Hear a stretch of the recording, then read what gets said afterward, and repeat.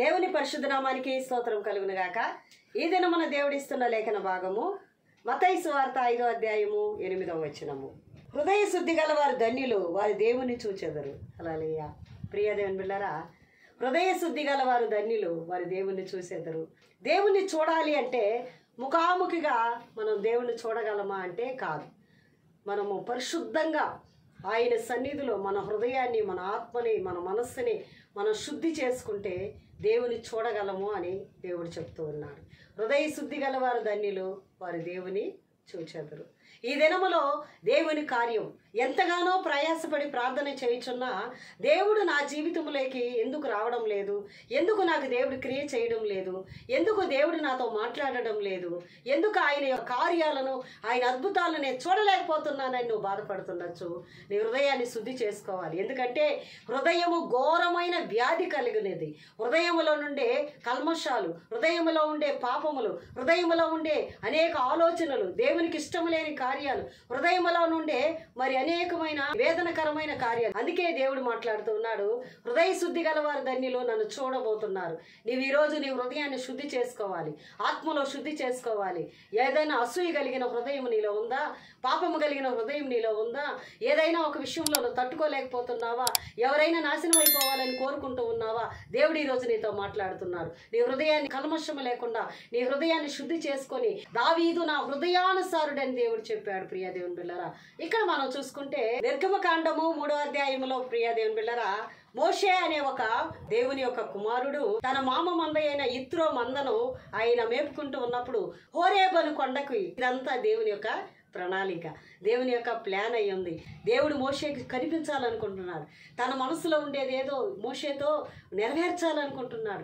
ఇశ్రాయేలు జనులు ఐగుప్తు దేశములో మరి ఫరో యొక్క రాజు పెడుతున్న ఆ టార్చర్ తట్టుకోలేక, ఆ యొక్క వేదన తట్టుకోలేక, బానిసత్వాన్ని తట్టుకోలేక ఇశ్రాయేలు ప్రజలు దేవుని వైపు చూసి మొరపెట్టి చాలా గగ్గోలు పెట్టి ఏడుస్తున్నారు. ప్రభువా, నువ్వు మమ్మల్ని కనికరించు, తెలుసో తెలియకో మేము పాపం చేశామని చెప్పి వాళ్ళు ఎంతగానో మరి తన హృదయాల్లో గుచ్చబడి తమ హృదయాలను శుద్ధి చేసుకొని, తన హృదయాలను కడుక్కొని దేవుని వైపు చూసి మొరపెట్టినప్పుడు మోషే దగ్గరికి దేవుడు వెళ్ళి, మోషే దగ్గరికి వెళ్ళాలంటే ఆయన నడిపించాలి కాబట్టి ఆ గొర్రె పిల్ల హోరేబు అనే పర్వతం మీదకి వచ్చేటట్టుగా దేవుడు చేశాడు. అప్పుడు మోషే ఆ గొర్రెల్ని వెతుక్కుంటూ వచ్చినప్పుడు మోషే మోషే అని మాట్లాడినప్పుడు ఒక పొద మండుతుంది. అగ్ని జ్వాలల మధ్య మోషేతో ముఖాముఖిగా మాట్లాడాడు. ప్రియ దేవుని బిడ్డలారా, హల్లెలూయా. చూడండి, మిరియాము అహరోను మోషే మీద సనుగుకుంటూ ఉన్నారు. ఆయన మీద సనుగుతూ గొనుగుతూ, ఈయనతోనే దేవుడు మాట్లాడతాడా? ఈయనే ప్రవక్త, మేము కాదా అన్నప్పుడు ఆయన అంటున్నాడు, అందరిలాగా నువ్వు మోషేని అనొద్దు. ఆయన నా ఇల్లంతటిలో నమ్మకమైన వాడు, నా హృదయాన్ని గెలుచుకున్నవాడు. ఆయన హృదయం శుద్ధంగా ఉంది.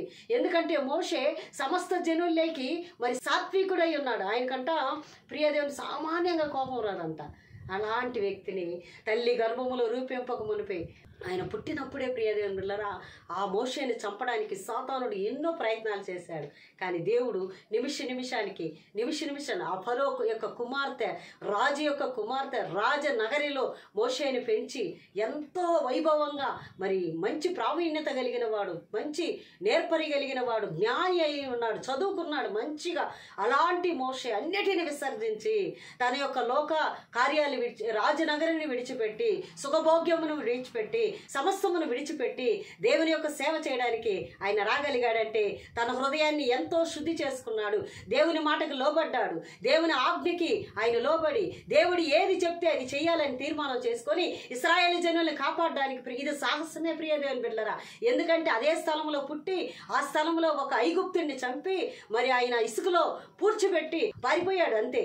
కానీ మరలా అదే స్థలానికి వెళ్తున్నాడు. ఎక్కడైతే తను తప్పు చేశాడో అదే స్థలానికి మరలా మోషేని దేవుడు పంపిస్తున్నాడు. అయినా కూడా భయపడకుండా దేవుని ఆజ్ఞకు లోబడి, దేవునికి మాటకు లోబడి తన హృదయాన్ని దేవుని వైపు తిప్పి, దేవుడు ఏది చెప్తే, దేవుడు హృదయంలో ఏదైతే ఉందో సమస్తము మోషే ద్వారా.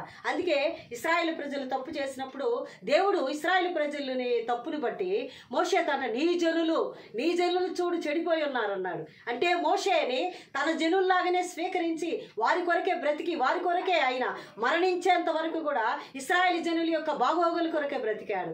హృదయ శుద్ధి కలిగిన వారు ధన్యులు, వారి దేవుని చూచెదరు. ఈ రోజు నీ హృదయాన్ని శుద్ధి చేసుకో, ఆత్మీయ జీవితంలో ఎదుగు, పాపాలు విడిచిపెట్టు, పరిశుద్ధంగా మారు, దేవుని యొక్క మనసుని గెలుచుకో. తప్పకుండా నీ జీవితాన్ని దేవుడు వాడుకొని ఆశీర్వదించబోతున్నాడు. ఆమేన్.